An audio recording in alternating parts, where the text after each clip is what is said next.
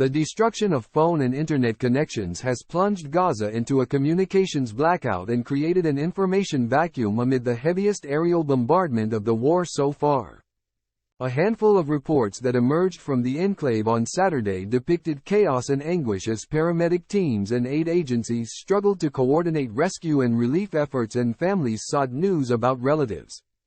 Rushdie Abualouf, a journalist working for the BBC in Gaza, said since communications were cut on Friday night, ambulance drivers could not receive instructions, so they simply drove in the direction of explosions.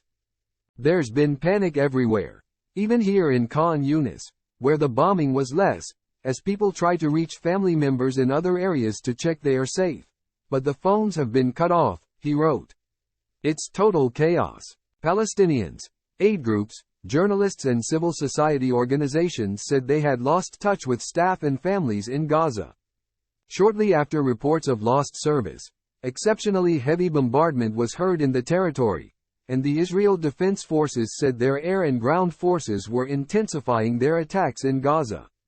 Already in darkness after most electricity was cut off and fuel for generators ran out, Gaza's 2.3 million people were thrown into isolation from the rest of the world. Explosions from continuous airstrikes lit up the sky over Gaza City for hours, but the communications cut-off meant that the number of casualties from strikes and details of ground incursions could not immediately be known. Palestinians outside Gaza have been unable to reach their relatives. The poet and author Mohammed El-Kurd tweeted, "No one I know in Gaza is answering my texts."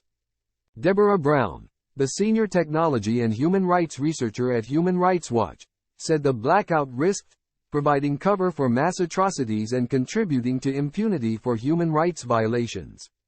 Cindy McCain, executive director of the UN World Food Programme, said on Twitter, now X, that the WFP has lost contact with its Gaza teams.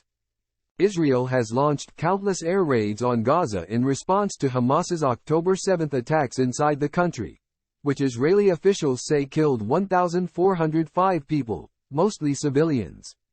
At least 7,703 Palestinians, including 3,595 children, have been killed in Israeli air attacks, according to Palestinian officials.